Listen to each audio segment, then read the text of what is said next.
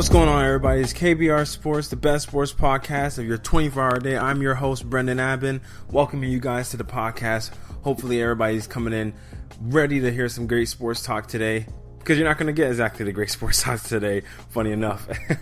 I know, a different curveball twist on the podcast today, where I'm not actually going to be talking about the overall stuff that we argue in sports all the time about who's the best at this, the statistics, wins, losses, all that public opinion stuff. Honestly, today I feel like I'm going to take the podcast in a different direction. I'm going to talk about, it's going to still be in the realm of sports, but it's going to be about the things that really matter in sports. It's going to be about something that we as a people, like, we acknowledge these things in sports, but we don't acknowledge them enough. We don't give athletes enough credit for what they do off the field, off the court, off whatever their playing arena is.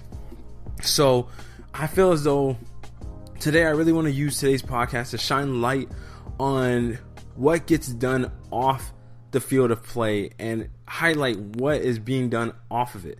Because I feel as though people seem to mix up the two. Like, obviously they can't do what they do off the field of play unless they are performing on the court or on the field. But when you measure the two, they are making a way greater impact off of it than they are on it. And one of the athletes I really just am so proud of, and felt as though I had to make a direct podcast episode to describe exactly what this athlete has accomplished today, being what this athlete did, and that athlete being LeBron James. And this is one of those things that, aside from his actual ability as a player, aside from all he's accomplished as a player, what LeBron James did today is one of the reasons why he is one of the greatest athletes, not just basketball players, but athletes as a whole in the world and of all time. Because LeBron made history today, and even him acknowledging it and saying that this is arguably the greatest achievement probably his greatest achievement that he's had of his career, in which he opened his very first school, the I Promise school, that he's been working on for years at this point in time.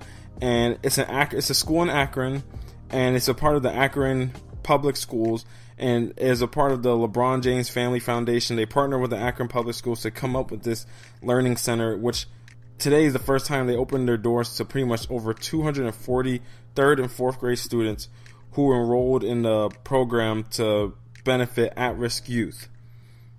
So if you guys want some details on the school, here are some. The school has longer hours than a regular school. It goes from 9 a.m. to 5 p.m., and it has a longer school year than the normal public school.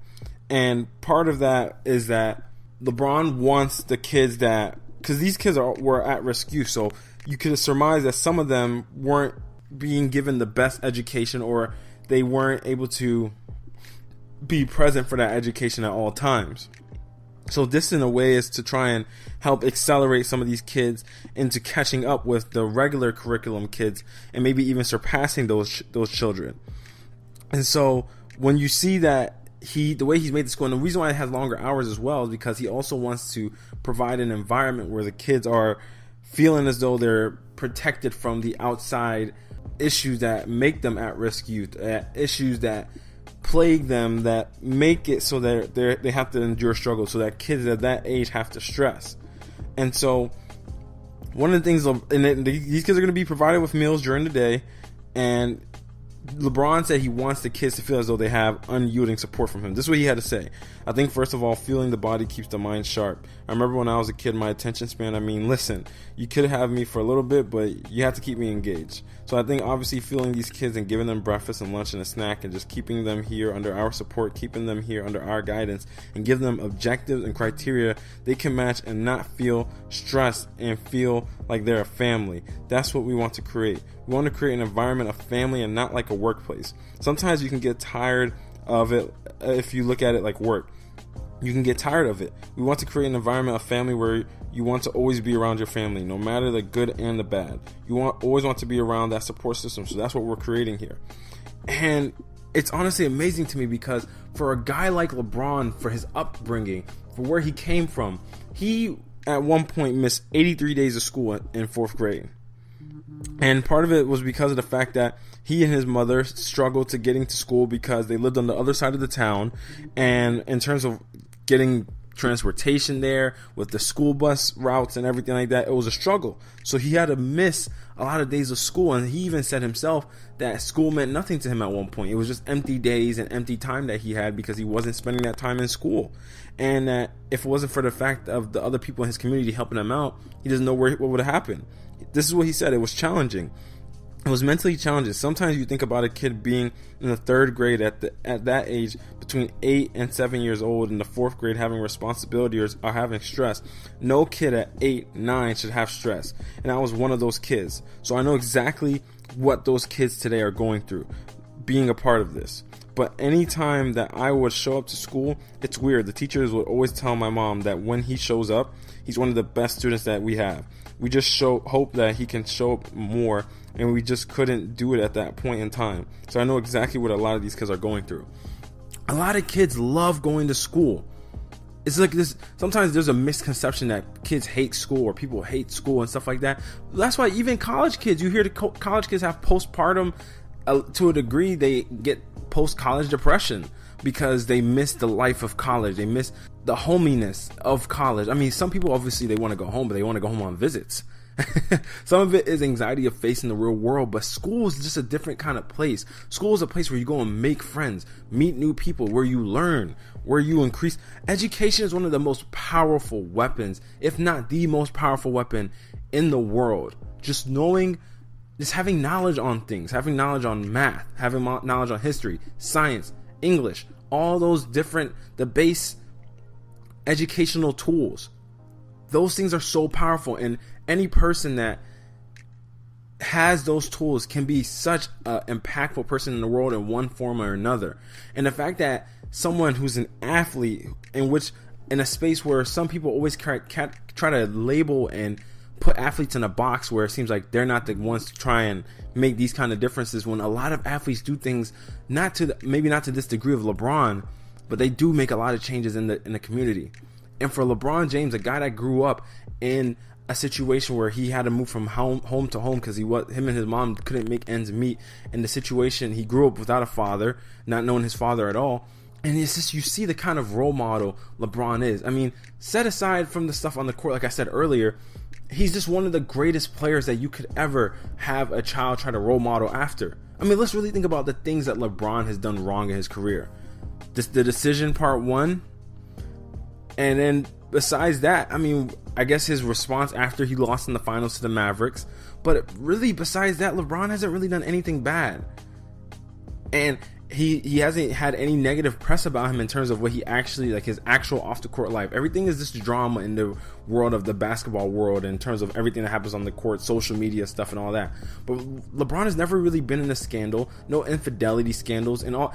Even if whatever might go on that people don't know about, it's all under wraps.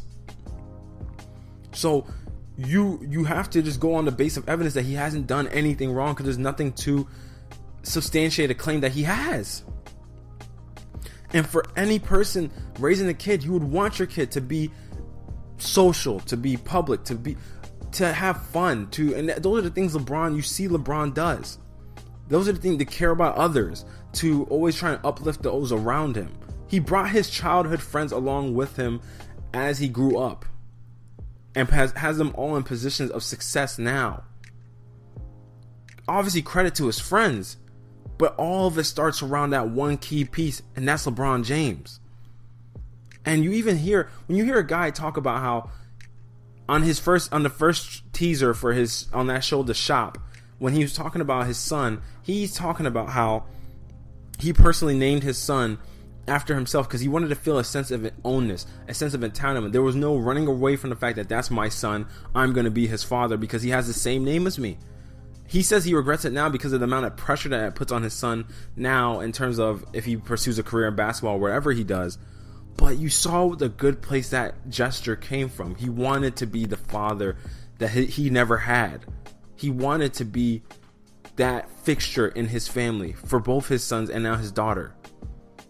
And those are things that you just, as an athlete, you have to admire and encapsulate. And you see now he's even made it a point. Ever since that situation with Laura Ingraham, wherever her name is, Laura Ingram, I'm not totally sure, but whatever that situation with her after she told him to shut up and dribble, LeBron has been key in making this point of saying, I'm more than an athlete. He's proven it. This man's going to affect multiple kids. If one of these kids just ends up becoming somebody that, and all these kids are going to be way better off with this knowledge. If one of these kids ends up in living in a situation way better than they would have without this school, LeBron succeeded. If one of these kids takes what they learn at this school and turns it into something to flip them into a successful whatever they may be down the line, or turns into something where they end up giving back into the same community that LeBron's giving back into, LeBron succeeded. These kids just being off the path of recklessness and whatever, just having a sense of something to call home, having a sense of something to feel as though they have support, having a feeling of just somebody backing you, somebody that cares about you. With a kid, that's so important. Think about all the childhood teachers you remember and why you remember them, because you felt like they actually had a vested interest in your future. I remember one of the most notable teachers in my life, funny enough, is the one teacher that actually gave me a referral in high school. But I will always remember that teacher. His name is Mr. Parker. I'll always remember him. He gave me a referral in high school. I did nothing wrong.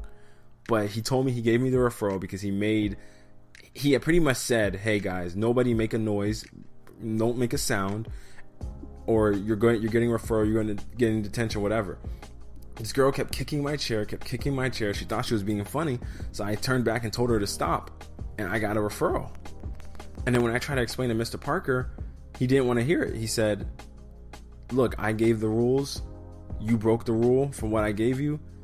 You couldn't just tolerate that for whatever amount of time was left in class, got out of class, and then you would have been away from that girl, but now you have to fit. So that taught me a lesson. Hey, the rules are the rules, and multiple things that stem from that lesson. But you always keep those kind of people in your lives. That's why so many people retain their coaches after they graduate. They retain, there's always somebody that they sticks in their life because that person had a vested interest in your life. The people that your friends' parents that cared about you, the people that always were welcoming you into their home, the people that made you feel like you had a place to always be at. I know everybody knows that one place they would want to go to if something happened to their parents or they didn't have a place to be at the next day. Everybody knows where that place is. And that's what LeBron is trying to create for these kids. And I honestly, I can't say enough about it. Obviously, I know a lot of athletes do a lot of things, but when you make a public school, like creating a school, people have no idea how important education is, at least in my eyes, and what my dad instilled in me in terms of education. My dad came from overseas to get an education here, and he went through the whole process of all that, citizenship, the whole nine. But he knew because education where he wasn't sufficient enough, and he wanted a new level of education and understanding. And seeing LeBron instill that in these kids is something worth giving credit to. Drop all the hate, drop all the animosity, the envy, all that stuff, to criticism, and just appreciate what this guy's done. It's nothing short of amazing. There's a saying I always kind of like to say, that ignorance is in abundance in those who feel like they know it all. Wisdom is plentiful in those who know that they don't. That's something that I really believe we all can always keep learning. The minute you feel like you know everything, and the minute you feel like you can't learn something else and that you're done growing, is when you're done growing as a person. You're dead at that point, because you can always learn. That's why I always love listening to advice from older people, because they always have something to teach and they always have something to spread onto a next generation. Now, sometimes, it's a little outdated advice, of course, but there's always something you can still take out of that. So, man, I have nothing but credit to give to LeBron for this school. It's amazing. It's awesome. I'm hoping that eventually, because they're going to plan to expand the school and make it so that they can have higher grade levels and other lower grade levels, because right now it's just 3rd and 4th grade, but obviously they're going to try and make more situations for other kids. And just listen to just some of the things that they're doing at this school to try and help the students, the people in the surrounding communities. The school also provides services to families, which include job placement assistance for parents and an on-site food bank that will allow parents to pick out foods that they can prepare at home. LeBron James credits his bicycle as a huge factor in his childhood that gave him an escape from dangerous parts of the neighborhood and the freedom to explore. Every student will receive a bicycle when they arrive at the school. I mean, guys, that's amazing. Always appreciation, LeBron. Always appreciation. But y'all, that's going to wrap it up for its episode of the KBR Sports Podcast. If you ever wanted a central location where you can find all Brendan Abbin content, you can find that at my new website, BrendanAbbin.com, which has episodes of the podcast, my blog, and other content you can only find on BrendanAbbin.com. So make sure you go check it out. And also, follow and subscribe to the KBR Sports Podcast on Spreaker, SoundCloud, YouTube, and iTunes. That way you'll receive notifications whenever the KBR Sports Podcast is streaming live or when a new episode of the podcast is posted. And also don't forget that you can follow the KBR Sports Twitter page at KBR_sports for live links, show topics, and tweet it before the show. Finally, and most importantly, make sure y'all go comment, like, and share your favorite episodes of the KBR Sports Podcast, and particularly this one. I feel like this one is definitely one I want to get the most traction of any episode, just because I feel like these are the things that really matter, and the world of sports give us the kind of moments that we don't ever really appreciate. So guys, make sure you go share it, and until next time, guys, I'll see you guys on the next podcast.